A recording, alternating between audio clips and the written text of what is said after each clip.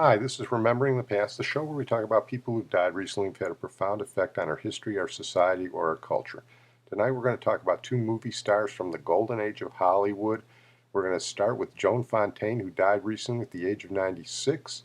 And when you talk about Joan Fontaine, there are two aspects to her career. There's her acting. She won an Academy Award in 1942 in Alfred Hitchcock's Suspicion.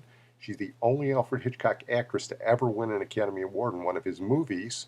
She was also brilliant in Alfred Hitchcock's Rebecca with Laurence Olivier. The other aspect of Joan Fontaine's career is her feud with her sister Olivia de Havilland. I think we'll touch briefly on the feud first. Olivia de Havilland was the older sister. Both sisters were nice, pleasant people on stage and in public, but I have a feeling they were both tigresses in private life because they really hated each other. And it wasn't just professional jealousy, although that was a large aspect of it. They hated each other since childhood. Joan Fontaine once said she can't recall anything nice Olivia de Havilland ever did for her. They both tried to downplay it somewhat, but it was obvious in public, and it was obvious once at the Academy Awards. When Olivia de Havilland won the Academy Award in 1947, she snubbed Joan Fontaine's congratulatory gesture. Olivia de Havilland said it's because Joan Fontaine made a nasty remark about her husband. Something the effect of Olivia de Havilland's husband was an author, and Joan Fontaine said something like, "It's too bad he's had so many wives and not enough books." Contrary to her public appearance, she had a pretty sharp tongue in private. Of course, when Joan Fontaine won the Academy Award in 1942, she won it over Olivia de Havilland, who was also nominated, so I'll let you sort it out. And after their mother died in 1975, they never talked to each other again, so it was a sort of a tragic thing. Olivia de Havilland was probably the slightly more successful actress. She won 2 Academy Awards to Joan Fontaine's 1. Although Joan Fontaine married first, had a child first, and won her Academy Award first. And if you don't think those two paid attention to that kind of stuff, you're wrong. They really paid attention to it. Ironically, Joan Fontaine was in part responsible for Olivia de Havilland's early success. Like a lot of actresses, Joan Fontaine tried out for the role of Scarlett O'Hara in Gone with the Wind that Vivien Leigh eventually got, and she was turned down for it, although they said she might be a good Melanie, the second actress. Joan Fontaine bristled at that and said, "If you want a Melanie, go get my sister." So they did, and it became one of Olivia de Havilland's great roles, the first role she was known for. In the early 40s, Joan Fontaine's demure personality on screen played perfectly opposite 2 of the greatest male stars of all time, and in 1940 she played opposite Laurence Olivier in Rebecca. Many people think she was the Rebecca character. She was not. She was the unnamed Maxime de Winter's second wife, who was in the thrall of the dead Rebecca. New York or Mandalay? Oh, please don't joke about it. Mrs. Van Hopper's waiting, and I'd better say goodbye now. I repeat what I said. Either you go to America with Mrs. Van Hopper, or you come home to Mandalay with me. You mean you want a secretary or something? I'm asking you to marry me, you little fool. That is? Is that my food? I'm famished. I didn't have no breakfast. My suggestion didn't seem to go at all well. Sorry. Oh, but you don't understand. It's that I'm not the sort of person men marry. What on earth do you mean? I don't belong in your sort of world, for one thing. Well, what is my sort of world? Oh, well, Mandolin, you know what I mean. Well, I'm the best judge of whether you belong here or not. Of course, if you don't love me, that's a different thing. Fine blow to my conceit, that's all. Oh, I do love you. I love you most dreadfully. I've been crying all morning because I thought I'd never see you again. Bless you for that. I'll remind you of this one day. You won't believe me. It's a pity you have to grow up.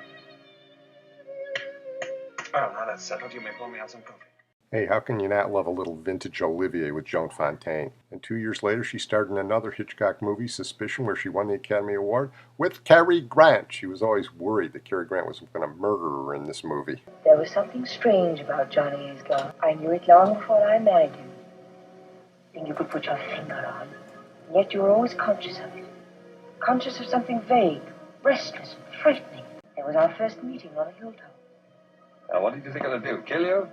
Nothing less than murder can justify such a violent self-defense. It's so easy to think. I knew Johnny loved me as desperately as I loved him. And yet I remember now that even his reassurances seemed almost sinister. I want nothing but to spend the rest of my life with you. And if you were to die first, I would die first. From that moment on, my life was filled with fear. Not of Johnny, I loved him too much to really be afraid. But the fear of not knowing, the agony of waiting, of wondering how it would happen, of waking in the middle of the night, shaking with terror, and finding myself praying that whatever it was, it would be done quickly and with mercy. These are the facts. The evidence before the crime. I wanted you to know, in case I met a violent end. More great stuff. You young people out there who don't know Joan Fontaine should check those two out. Well, I have to give you something about Joan Fontaine that the other obits didn't give you. And I thought I'd talk about one of her husbands. She was married 4 times, and one of her husbands, she had a daughter with him, was a man named William Dozier. William Dozier became a television producer. This was sometime after they divorced, but he was the man responsible for this.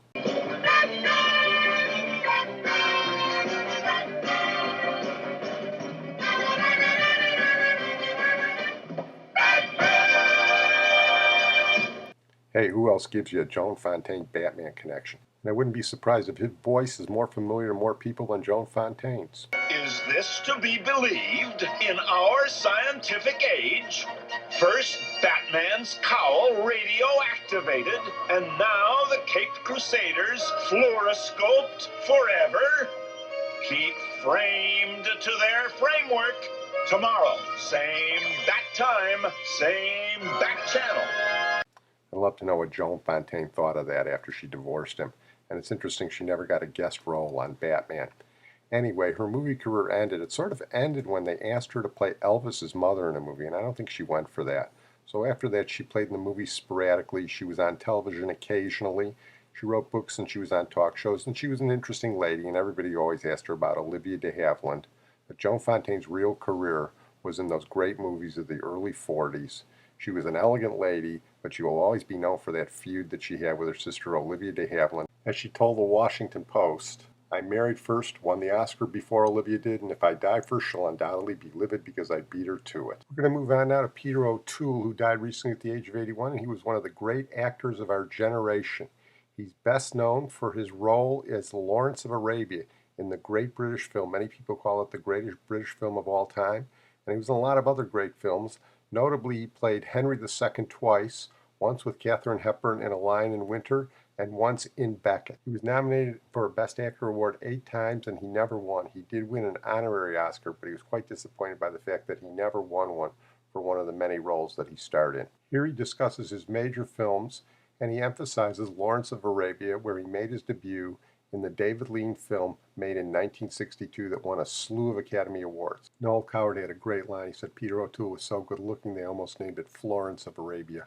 O'Toole was beaten out, by the way, for the Academy Award that year by Gregory Peck in To Kill a Mockingbird. My favourite scene from Laurence of Arabia is entirely silent. It is just T. Laurence wandering around right through the night. It just follows this young man thinking, and then comes to dawn and he's sitting near a bush, holding a stone, and says just one word: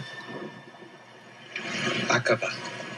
I love that scene. The common denominator with David Lean is the same as it was with Willie Wyler or John Huston, is that they all had this real admiration for good acting. They all despised bad acting.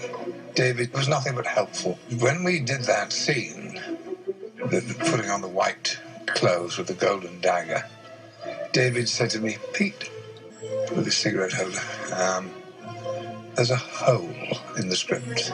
Because in the script it was simply, he gets the thing, gets on his camel, goes around the corner.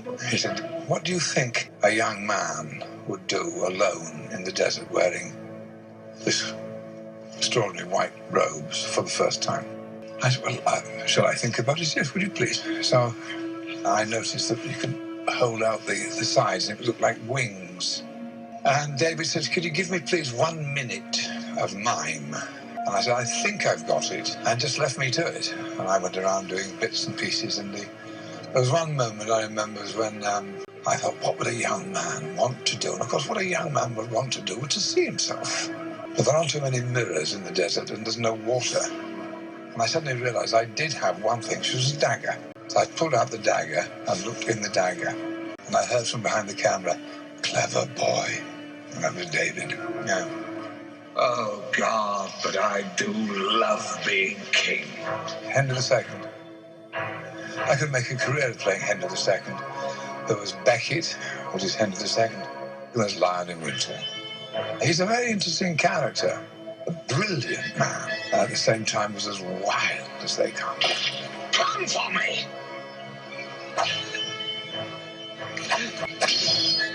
I don't think there's any one scene in it that I don't like. Any of the scenes playing with Kate Hepburn, that was a great joy working with Kate. She was a superb actress. She's also an extraordinarily eccentric and delightful woman. Do you truly care who's king? I care because you care so much. Don't fight me, Eleanor. What would you have me do? Give out? Give us? Give in? Give me a little peace. A little? Why so modest? How about eternal peace? Now there's a toy. Goodbye, Mr. Chips. Well, the script of Goodbye, Mr. Chips was written by Terence Rattigan, and I don't think there's been a finer playwright in the 20th century. That's what intrigued me and attracted me. I've managed to bankrupt, I think, about 2 film studios, and I've certainly been in a musical that closed as soon as it opened. I can't sing a note. Where did my childhood go? Another thing I'd like to mention about Peter O'Toole is he liked to tie one on, especially early in his career. He gave up drinking later in his life, and that's probably why he made it to 81, but he liked to drink, especially with guys like Richard Burton, Richard Harris, and for a little while, Michael Caine. Michael Caine tells a great story about drinking with Peter O'Toole. It's Saturday night, we finished this show where I was his understudy, and we all went out. We woke up fully clothed next to each other in a bed, and a girl came in, and we said, "Where are we?" She said, "You're in Hampstead." Peter looked at his watch. He said, he said, it's only 5 o'clock in the evening. You know, he said, and I said, well, it doesn't matter about the show because it's Sunday. And the girl said, it's Monday. Somewhere in my life there is a Sunday missing. And I never went out with Peter again. Here is his agent talking about Peter O'Toole. He said at one time that there was nothing like living well, having a couple of lovely houses, driving a beautiful car to wean you off socialism. If you had a role like Laurence of Arabia, if you had had your ups and downs in theatre, in cinema, and you had that chance, how on earth are you going to say, I'm sorry I did it, or I don't want to repeat it? I always wanted to repeat Laurence of Arabia, but of course the opportunity never arose. I feel that he was a man who wanted, more than anything else, the approval of his own contemporaries, you know. It was all very well, him being roused about with his fellows like Richard Harris and Richard Burton. But he really wanted to know that the public knew that these people rated him as the actor he knew he was and as the critics knew he was. I'd like to play one of my favorite lines that Peter O'Toole uttered in my favorite role of his, and it's in the movie called My Favorite Year. It's about television in the early 50s, about a fictional show that's really your show of shows, and a character who's supposed to be Mel Brooks is taking around a character who's supposed to be Errol Flynn. Peter O'Toole plays the Errol Flynn character, plays all these heroic roles in the movies, but it turns out he's just a roustabout. And Mark Lynn Baker, the Mel Brooks character, has to keep him sober for his appearance on the show. Well, I'm afraid. Flesh and blood, life size no larger. I'm not that silly damned hero I never was. To me you were. You couldn't have convinced me unless you had that courage. Nobody's that good an actor. I'm not an actor, I'm a movie star. He's not an actor, he's a movie star. Well, we're going to close on that note on Peter O'Toole. I want to thank my producer, Sid Tepps, and how can we close with anything but the theme song from Laurence of Arabia?